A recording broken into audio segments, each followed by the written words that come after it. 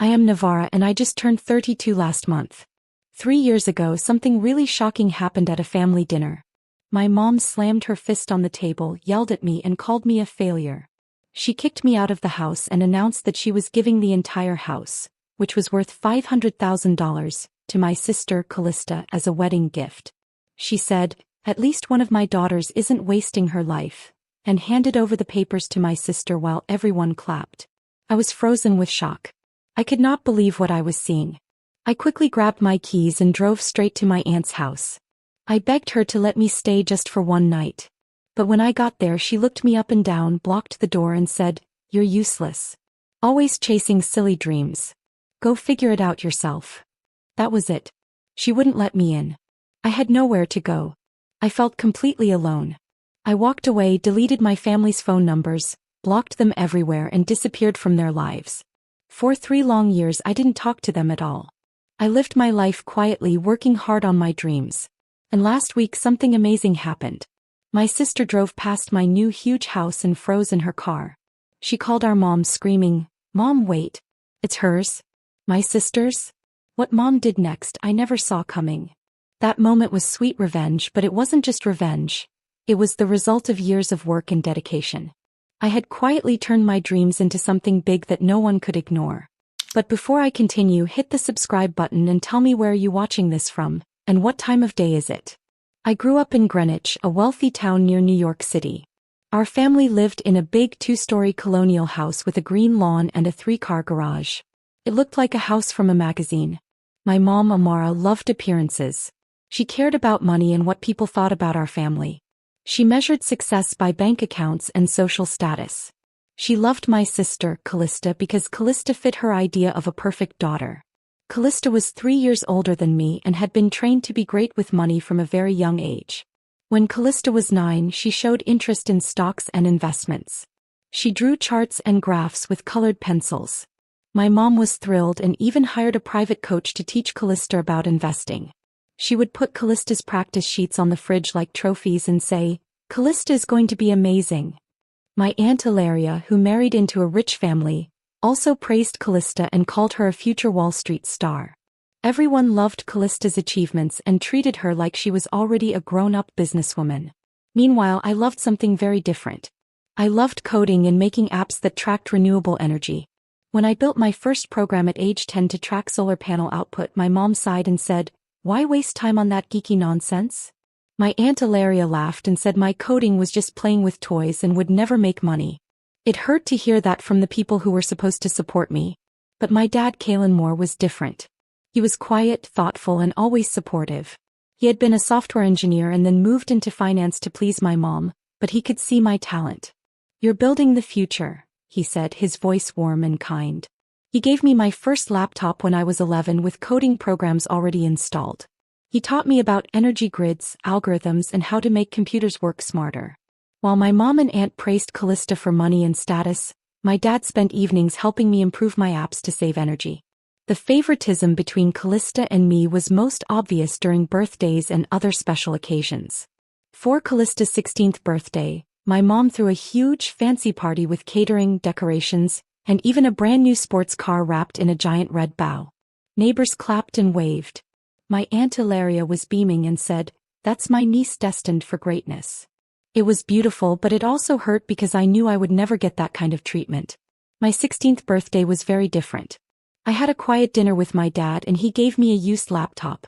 "This will help you make better apps," he whispered. I loved it and it made me happy, but the contrast between our birthdays was painful. I felt invisible compared to my sister. Even so, I didn't give up. At 15, I entered a regional tech fair with an app one had built to track energy usage at home. I won first place and was featured in a local blog about sustainability. My dad framed the article and said, "The world needs innovators like you." My mom barely looked at it and muttered, "It's just a school project." My aunt laughed and said, "Dreamy stuff like that won't buy you a house. Stick to something practical like Callista."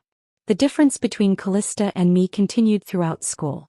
Callista got praise for straight A's, went to Manhattan finance seminars, and her name was dropped at my mom's social events. My identical grades got a small nod. My mom would say, "That's expected of you." My aunt gushed over Callista's business essays and called my coding a cute hobby. My dad, however, snuck me books about green technology and enrolled me in summer coding camps. "Don't let them dim your spark," he said, fixing my code late into the night. By high school, I relied on my dad's encouragement to keep going. My app grew stronger. A local tech newsletter interviewed me, but my mom and aunt ignored it. They only talked about Callista's achievements and awards. By middle school, it became even clearer that Callista's path was easy, while mine was full of challenges. Callista was always praised and encouraged, but my love for coding renewable energy apps was often dismissed. At 13, I entered a statewide tech competition with an app that optimized solar panel angles for suburban homes. I won first place and was on the front page of the Greenwich Time newspaper. Neighbors came by to congratulate me. My dad was proud. My mom, however, brushed it off. "It's just a hobby," she said, changing the conversation to Callista's next award. My aunt laughed and said apps would never make money. "Callista is doing real things," she said. Through it all, my dad was my anchor. He took me to a tech expo in Hartford where we explored cutting-edge solar systems. He pointed out inefficiencies in commercial designs and helped me improve my app. He enrolled me in advanced coding workshops and helped me cut energy waste by 15%. Those evenings spent with my dad, poring over lines of code in his dimly lit office, gave me motivation and confidence. He told me stories about software pioneers and encouraged me to follow my own path, even when everyone else doubted me. Then tragedy struck. 3 weeks before my high school graduation, my dad was driving home from a late client meeting when a truck ran a red light and hit his car. He died instantly. I was 17. I held his last words close to my heart. "Follow your heart, Navarra.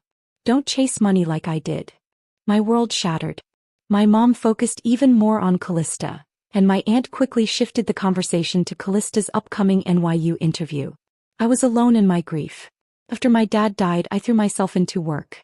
I wanted to make him proud and keep his belief in me alive. I applied to the University of Connecticut for computer science with a focus on sustainable technology. I got in with a partial scholarship. To cover the rest, I took freelance coding jobs for local businesses. My days were full of classes, late-night coding, and part-time work. Callista, meanwhile, went to NYU Stern School of Business. My mom paid her full tuition, rented her a nice apartment, and sent her monthly allowances for clothes and events. My mom said Callista needed to focus on her future, while I survived on cheap food and second-hand books. In my sophomore year, I met Professor Serenia Dune, an expert in renewable energy. She saw potential in my early app designs and invited me to her lab. I built a prototype that synced solar panels with real-time weather data, increasing their efficiency by 20%. Serenia became my mentor, teaching me how to analyze data and improve my algorithms. "You're onto something big," she told me during office hours. I worked day and night, balancing classes, freelance work, and my prototype. I didn't have time for much else, but I loved every second of it. Callista rarely visited home, but my mom and aunt constantly bragged about her. My aunt even boasted at a family barbecue, ignoring my updates about the prototype. I felt invisible, but I refused to give up. I kept improving my skills, learning about sustainable energy and coding apps that could make a real difference in the world. Over the next few years, I started building a company around my app. I wanted to make solar energy more accessible and efficient for everyone. I worked tirelessly coding, meeting with investors, and testing my ideas. People began to notice. My app won awards and my work was featured in tech magazines. Slowly, I started earning enough to move out on my own. 3 years after being kicked out, I finally bought my own massive property. It was a symbol of everything I had built on my own. My sister, Callista, drove past it one day and froze. She called my mom, screaming in shock. "Mom, wait. It's hers? My sister's?" What Mom did next, I never saw coming. My mom couldn't believe it either. I had turned the so-called wasted potential my family mocked into a huge success. I didn't need their approval anymore. I had proven, quietly and steadily, that following my dreams and working hard mattered more than money or appearances. I learned so many lessons along the way. I learned that people might not understand your dreams and some may even try to stop you. I learned that encouragement from the right people like my dad and Professor Serenia can make all the difference. I learned that hard work, patience, and dedication can lead to results even bigger than you imagined. And finally, I learned that believing in yourself is the most important thing of all. Looking back, the contrast between Callista and me was painful, but it also shaped me. I became stronger, more focused, and determined to create something meaningful. I didn't follow the path my mom wanted for me.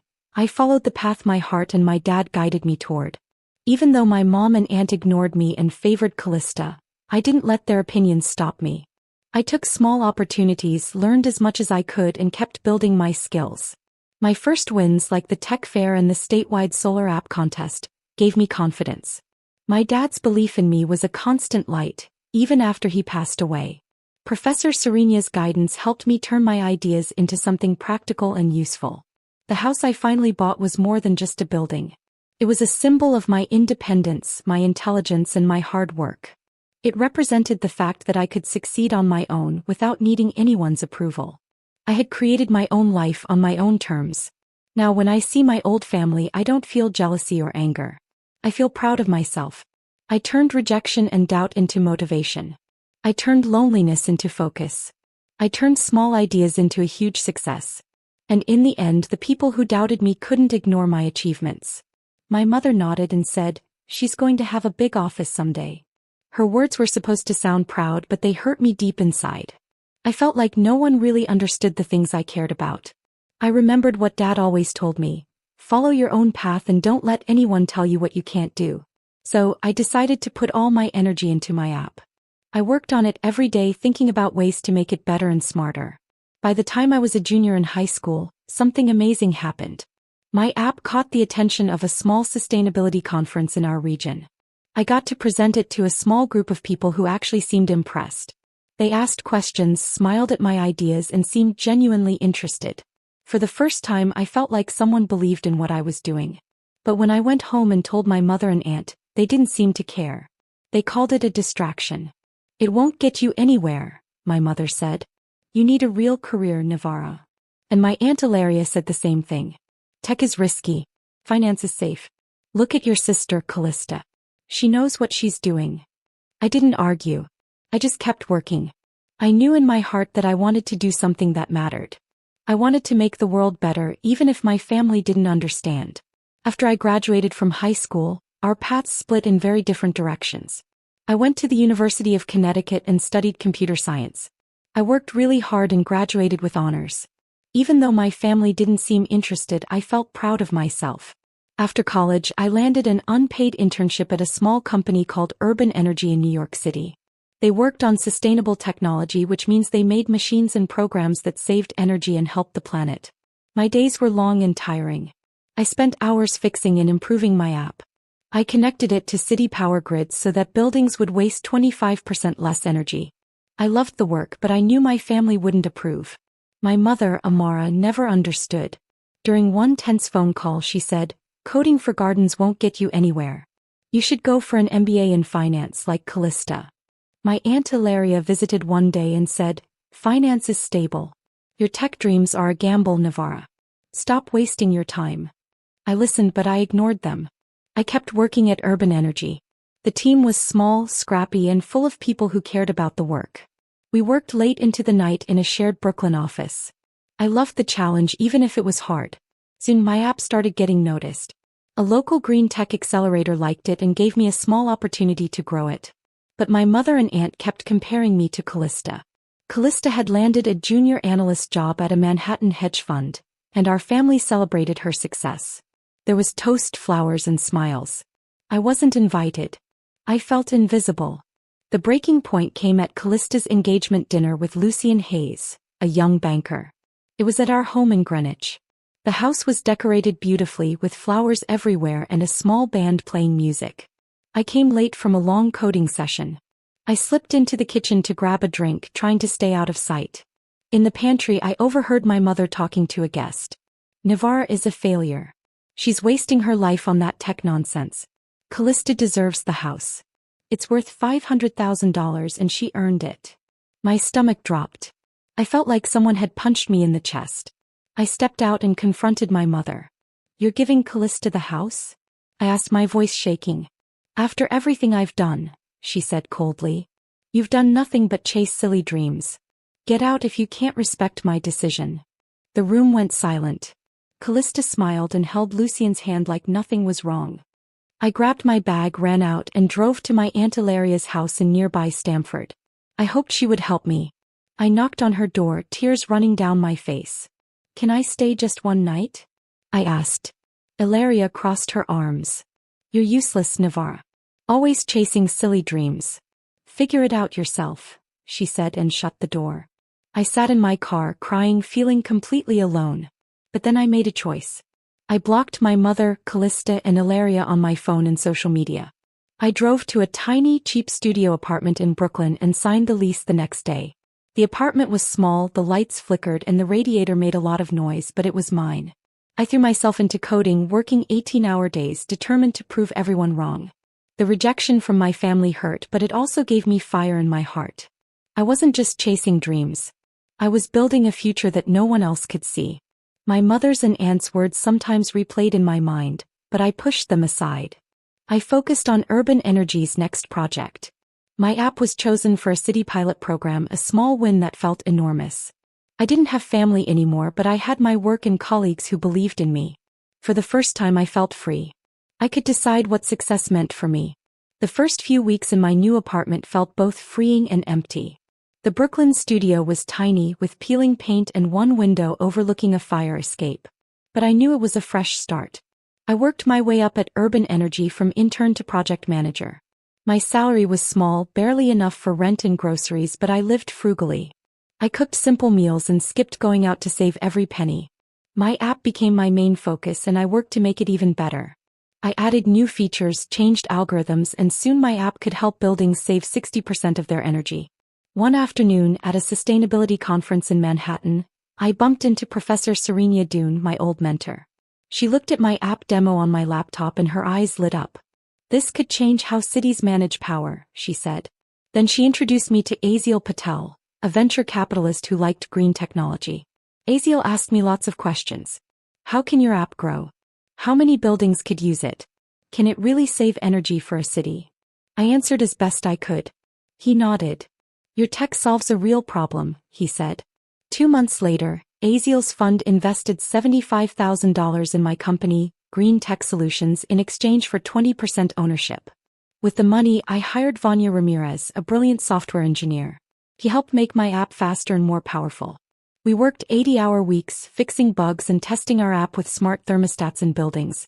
Sometimes I wondered if I had lost too much by cutting off my family, but Vanya encouraged me. "We're on to something big," she said.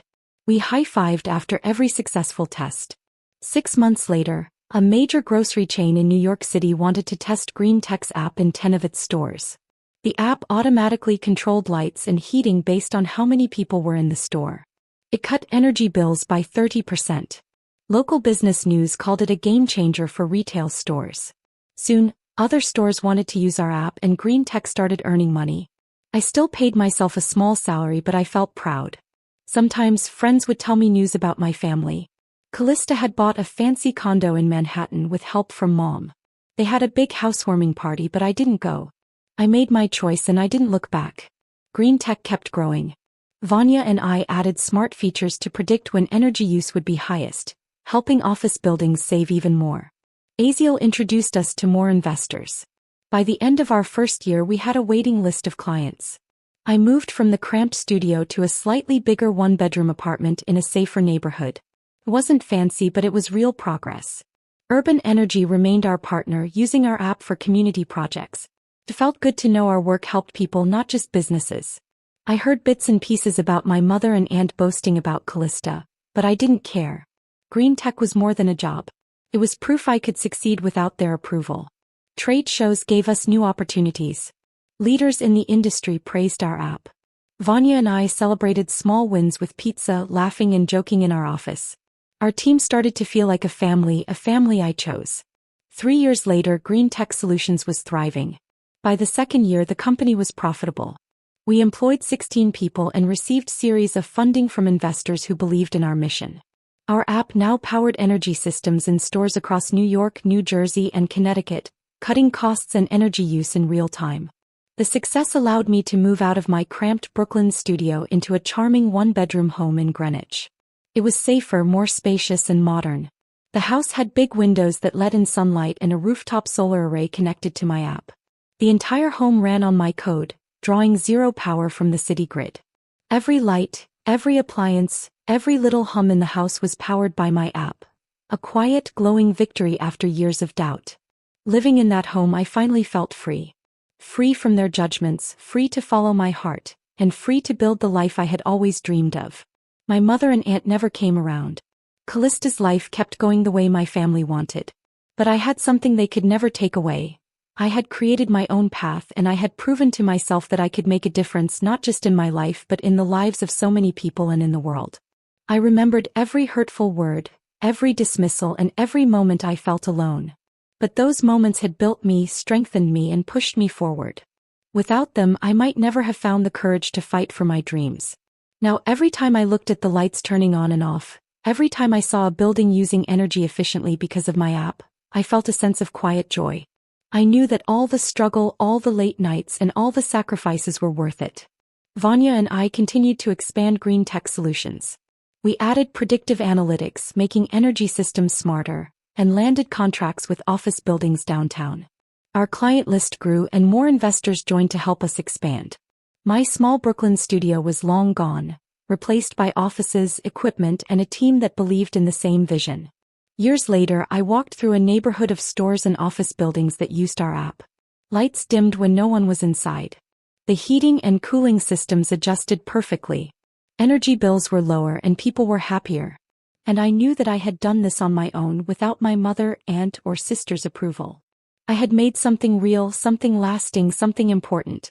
Green Tech Solutions was more than a company. It was proof that following your heart, even when everyone else doubts you, can lead to amazing things. And as I stood on my rooftop looking at the solar panels and the city below, I smiled.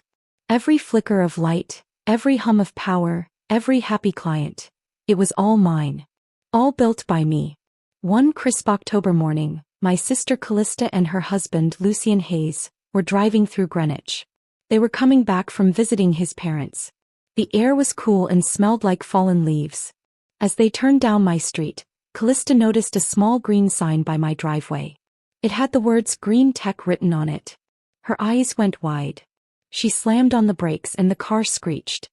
"Mom, this house is worth a fortune." "Wait, it's hers," she yelled. Then she grabbed her phone and shouted, "Hi, sister." I didn't hear any of it because I was sitting in my home office, looking at numbers and checking client data on my computer. I had no idea what was happening outside. A few hours later, my mom, Amara, showed up at my door without telling me she was coming. She looked softer than I remembered, but I could see little lines around her eyes that told me she had been worried or sorry about something. "Navara, I didn't realize how far you've come," she said. Her voice sounded shaky. "I was wrong to push you away." Her apology sounded like it was practiced. She was only taking a small step toward saying sorry. I stood strong in the doorway. "I built this without you," I said calmly. "I don't need your approval now." She waited, expecting me to say more. But I closed the door. Finally, I was protecting myself the way I had needed to for a long time. That evening, my Aunt Ilaria Mitchell sent me a mean text. It said, "Still playing with your little tech toys, I see. Callista is the one who deserved better." I read it once, my thumb hovering over the screen, and then I blocked her number without replying. Her words used to hurt me a lot. Now they didn't have any power. I had spent 3 years making my own way, and their attempts to put me down couldn't touch me. My house became my safe place. I used it for work, hosting meetings with clients and planning ideas with my team. Its energy system, powered by my app, got attention from local groups who cared about saving energy. They came to see my house and praised how smart and efficient it was.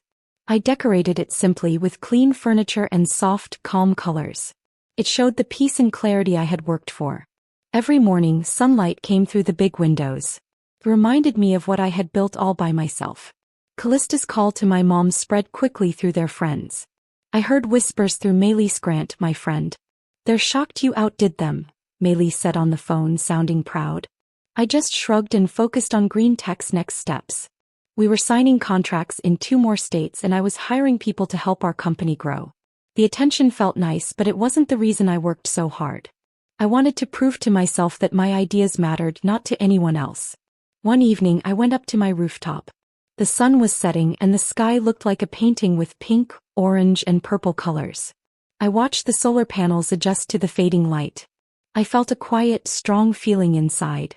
The family I had clung to before was gone, replaced by a life I had made for myself.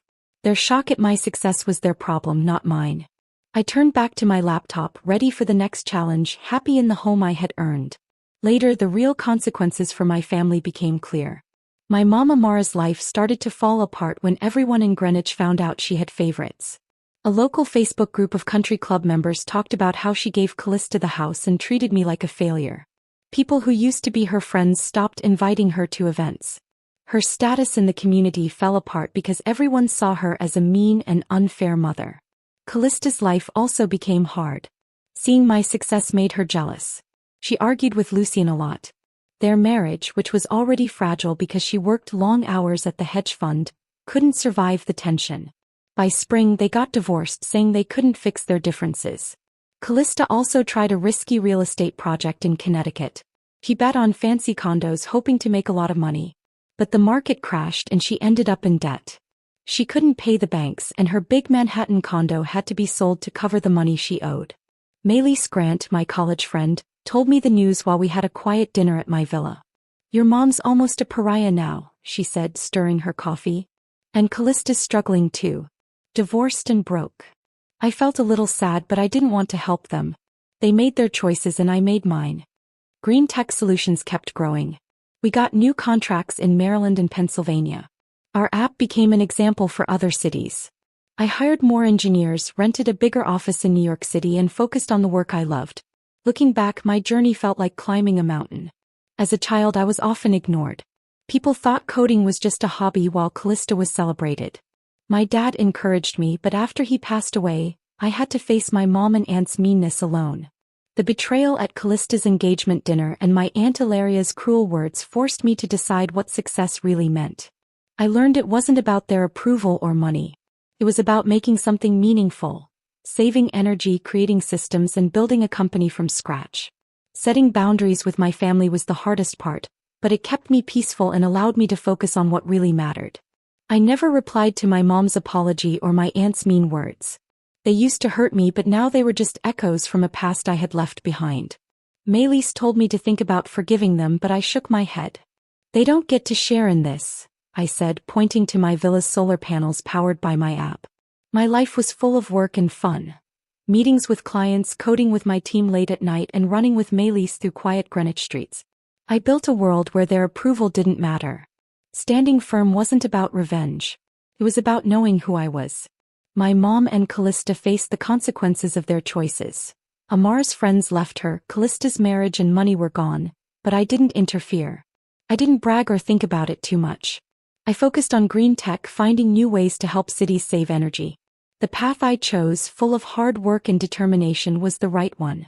On my rooftop, watching the sunset light up my solar panels, I knew I hadn't just survived, I had thrived. My story wasn't about proving my family wrong. It was about proving myself right. I built a life that honored my ideas and protected my happiness.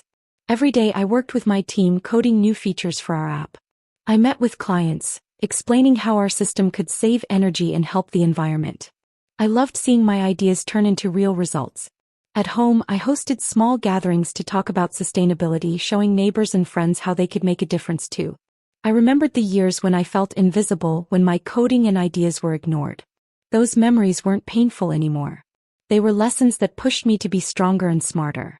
I had learned to stand up for myself and not let anyone else control my life. Even though my mom and sister struggled, I didn't feel proud or mean. I just felt peaceful. I knew I had worked hard and my hard work had paid off.